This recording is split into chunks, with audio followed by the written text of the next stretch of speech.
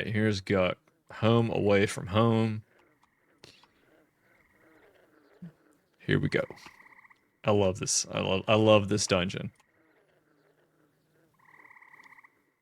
So we're at the entrance, and these are level 7s. That's level 1 for God's sake. And level 7, level 7. So you can easily come and Guck at level 5 and stay here to 50. 5 to 50. I'm not exaggerating. It was awesome. I highly recommend doing so. So if you turn this corner, you got some level 4s and 5s. So you just come in here and wail on these frogs. They drop a lot of good starter gear. And once you get to about 10ish, you want to kind of come over here. I think it's 10ish. Oh, these are still, yeah, 10ish. Come over here about 10. Probably sooner, possibly sooner if you were an Ogre Warrior Necrobard. Or any other combo that can handle themselves. And you start killing these. And then you take a left here. And you can start killing these. Yeah. A lot of these are camp. If you can break this camp and you feel safe or you have an overpowered build, you want to kill those too. And then I like to come across here, kill all these frogs, kill all these frogs. Come up here, kill these frogs. And then come back here. And this is like your fun end of your XP run until like you could do this easily to like 12 or 15. So you kind of just go through this run. You're going to get a lot of mesh armor. The Necromancer drops bronze. You're going to get some rusties. You're going to make a lot of platinum, early plat, just selling the vendor loot from all these frogs. And so you just kind of work your way back. This is a kind of a shortcut. If you have levitate, that's a fun way to do it. But otherwise, you just kind of run back. And I did this forever. Like, I think I was killing these till like light blue because I just was having so much fun killing frogs. It was so much fun killing these frogs all to myself. But now I'm going to show you the other possible leveling side. There's kind of 2 routes to go. So we're back at the entrance. So that's one leveling route I just showed you. Now we're going to go take a right. Kill these. And then kind of hug the right to see this little opening. These spiders are excellent XP. They drop a ton of spider silk. So if you want to do tailoring one day or want to make your own padding for blacksmithing, these spiders drop so much spider silk. But more spiders. So this is plenty of XP on this side. They do poison. So I mean, I didn't need a heal because I have so much to sustain. All right, and you can see, the frogs are a little level over here. You can kill these crocodiles. So this is like a leveling path in itself. And then when you get down here, it jumps up in level. And probably don't want to come in here. If you have CC, you can come in here much earlier, which I had, so I did. So now we're making our way down here, and we've got some 17s. You can come in here like 12 or 15 on this build, between 12 and 15. And then this guy, this shaman up here is a placeholder for the Scryer that drops some pretty cool intelligence bracer that has a focus on it. So yeah, you want to kill this one over and over again. And CC does great. I can tell you that if you pull this one behind you is going to aggro. That's a roamer that goes back here and goes down into like the lower levels. All right, so let's say we kill that person, kill that mob, try to get that bracer. And then we like to go down here and they get a little higher level down here. This room is actually pretty dangerous without CC if you're lower level. I pushed my limits on this build, so if you take it slower than me, you'll be even better off. But you just kind of come across here. And I like to stick to the left, right? And you get to this area. But if you turn around, look at that. Look at that passage we almost missed. We're going to go down here and check this spawn. But it's not here. So the Warden spawns here. I always check to see if he's up. Then I usually run back the way I came. I don't usually bother with the fungus guy. I like to come this way, and then this ladder. This is my little camp and run, and this is where I talked about the Squire, where I want to get that ruined bone fork. So this is like the back way. So I just did a huge circle.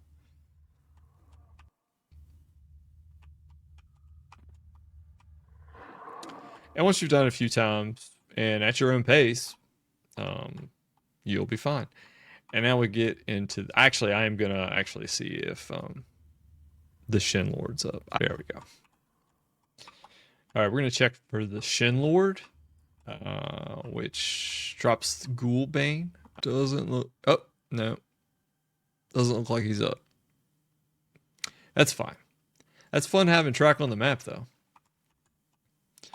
All right, so I actually leveled in here for quite a while, from 20-ish onwards, I think. And this is a nice little kill this one mob and just hang out in here if you need to rest.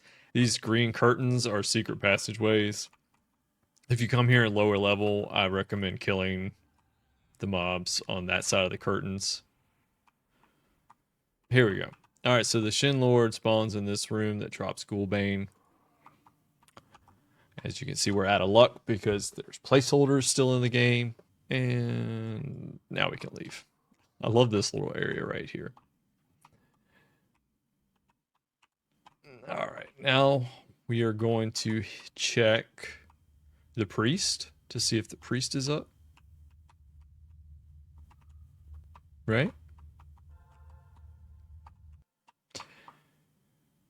My brain still works a little bit.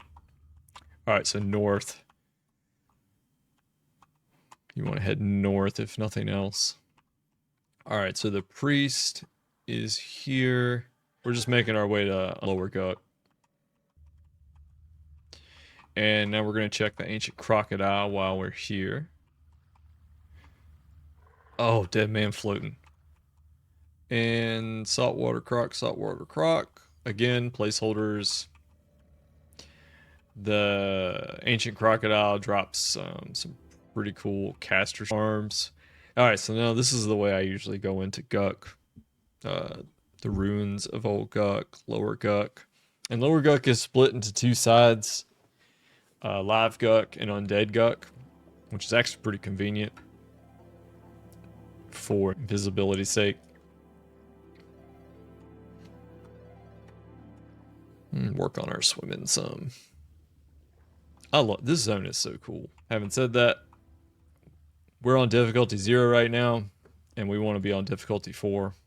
It actually is going to take us where we want to go. Okay, we now have zone all to ourselves, but we do want invisibility versus undead for this run.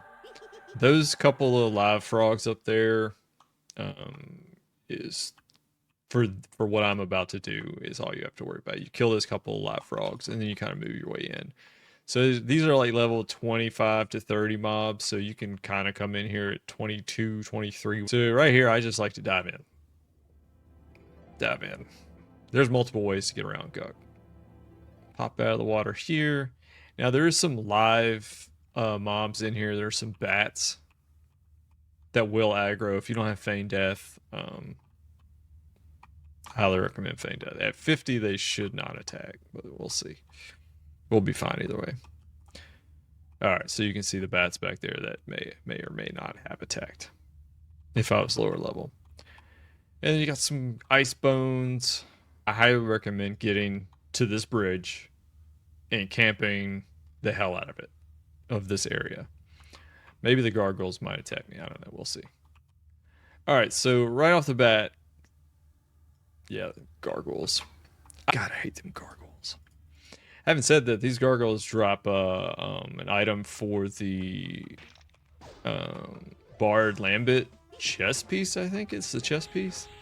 So farming these gargoyles are actually a pretty good idea. Also, the eyes sell for a lot of platinum. But anyway, here's a named. This is a placeholder for a named. I'm not going to worry about it because we don't need it. But this ladder, this is where you want to go. I highly recommend just going up this ladder and sitting and stay here and level until you can't stand it anymore. Two of these are placeholders, one for the assassin and one for the supplier. The supplier drops light burlap sack, 65% weight reduction bags. As you can see, I killed the supplier a few times. The assassin drops Guise of Deceiver. Bard Rogue, clicky, turns you into a dark elf illusion. Awesome. And it also drops a belt that I'm still trying to get. Thick banded belt. So let's just kill these placeholders. So set a timer. And while you're waiting for these to respawn, there are other names you can be killing. You can kill this placeholder over here and kill that name. You can kill these gargoyles to get the bard drop, lambent drop. And then you can also go down here while you're waiting.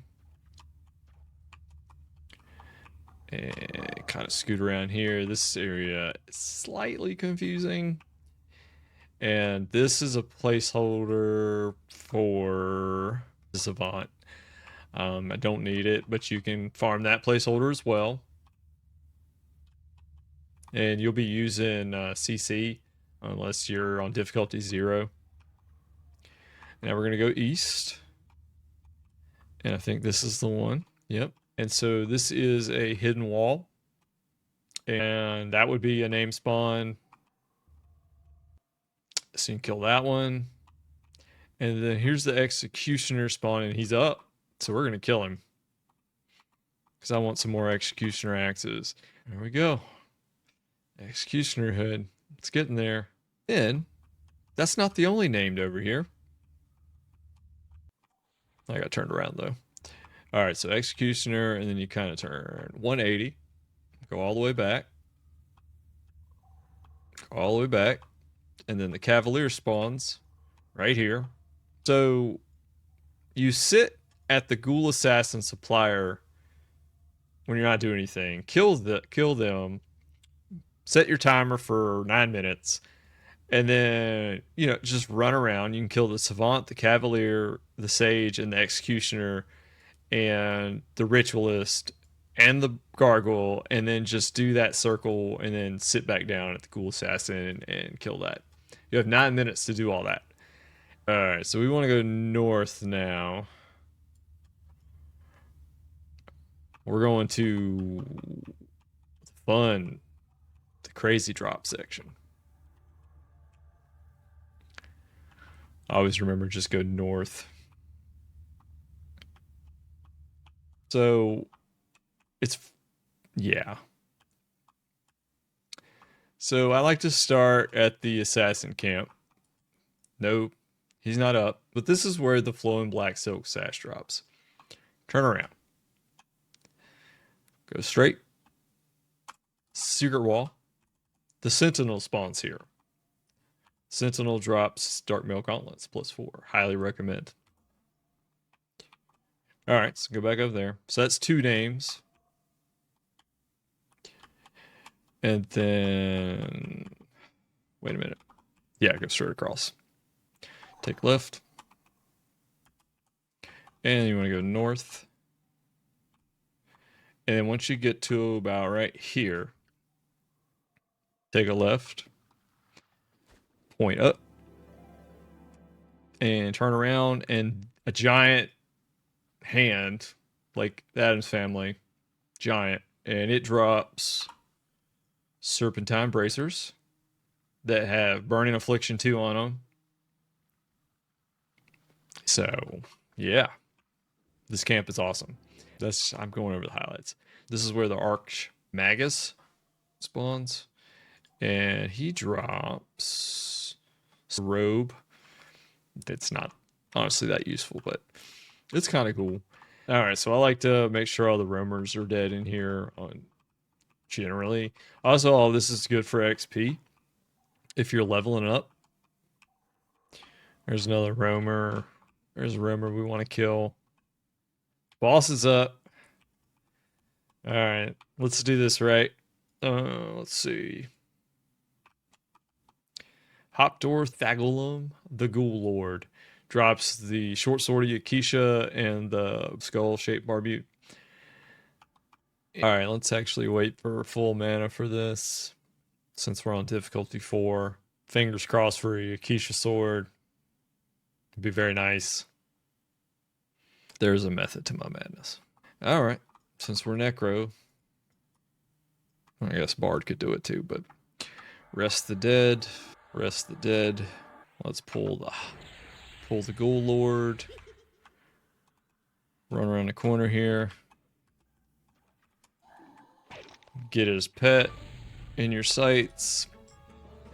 Now we're gonna dot the Ghoul Lord. Pet's already dead from the cleave. Alright, I've got him dotted up. This guy's got some life. Shadow Knight Wizard.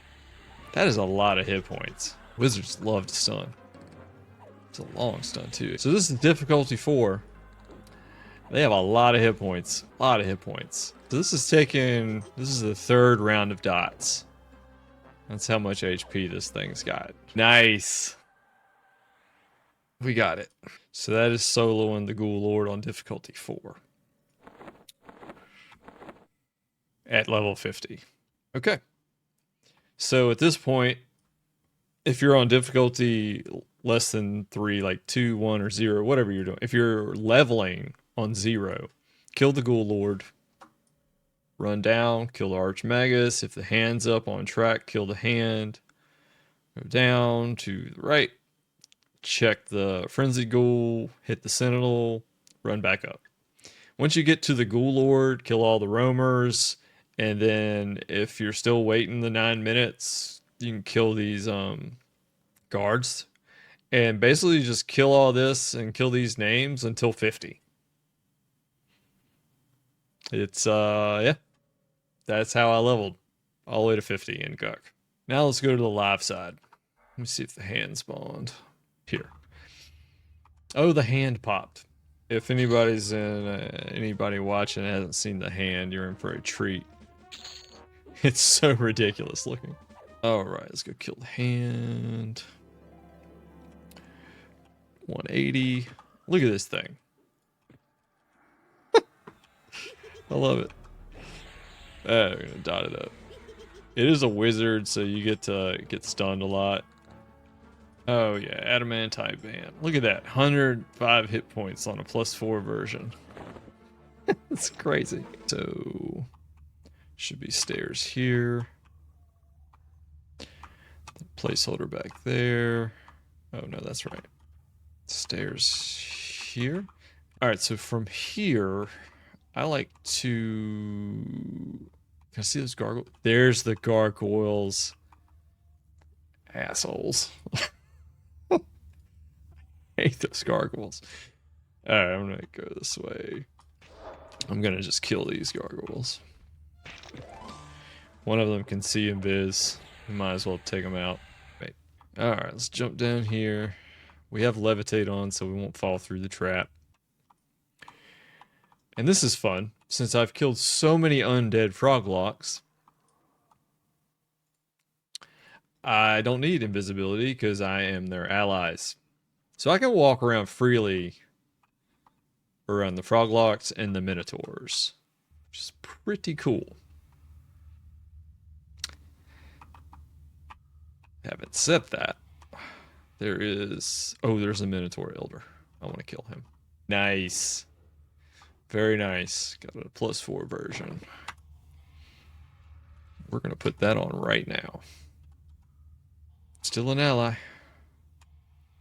Alright, so now let's try the evil eye, which is straight and to the right. There it is.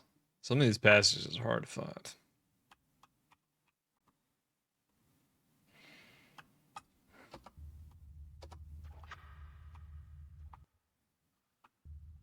I'm gonna kill that placeholder even if the evil eye is not up. Oh, it's up. It is an ally. The evil eye regards us as an ally. A ranger wizard. Oh, we got a bag of sewn evil eye. Alright, so that's where the evil eye is. And now we want to go. Do I want to look at the Minotaur Patriarch? Yeah, why not? Let's see if the Patriarch's up. We've almost hit everything worth hitting in Gut. I didn't know this was going to be a full Gut guide.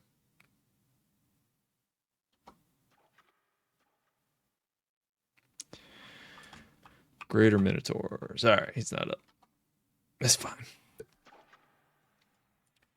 Alright, let's go try to get another Mithril two-handed sword. Because that is pretty, that's a pretty freaky thing to try to do. Alright, Froglok Noble's up. Let's do it. Let's kill the Noble. And we're going to try to get him solo. Using Bard. Calm. Pull the Noble up here a little bit. It's the first time I've seen the Noble up since I started playing. White gold necklace. That's a fun little stop. Another named we can farm. Alright, as you can see, there's a lot more named down here. Feel free to come down here and put this on. Difficulty 0, farm for leveling. The Crusader's worth getting for this Mithril Rune Tunic Exaltation, Spell Haste 2. He's really easy to camp because nothing else can see you. But we're going to try to get another Mithril two-handed sword. Yep, here we go. Up. Let's pay attention. Is this the fake wall? No. Here it is. And then we want to go... Is that granite? Gargoyle is also an ally. That's cool. I think it's lower. Yeah. Ah, he's not up. Oh well. So this is where the Froglok King spawns that drops the Mithril two-handed sword. And hypothetically, if he was up, I'll just do some Bard lulls.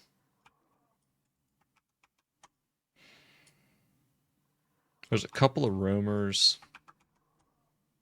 I actually have way better gear since the last time I've done this.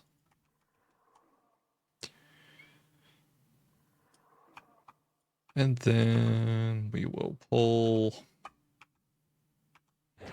placeholder. Single pulled. Go back to recovery and throw another bolt out. Surprised a roamer hasn't come through here. That's how you farm the Mithril two-handed sword. Yeah, that's Gut in a nutshell. Highly recommend it. You can level here from 5 to 50. It's very efficient because you're going to want half the gear that drops in the zone. All right, Grimthule signing out.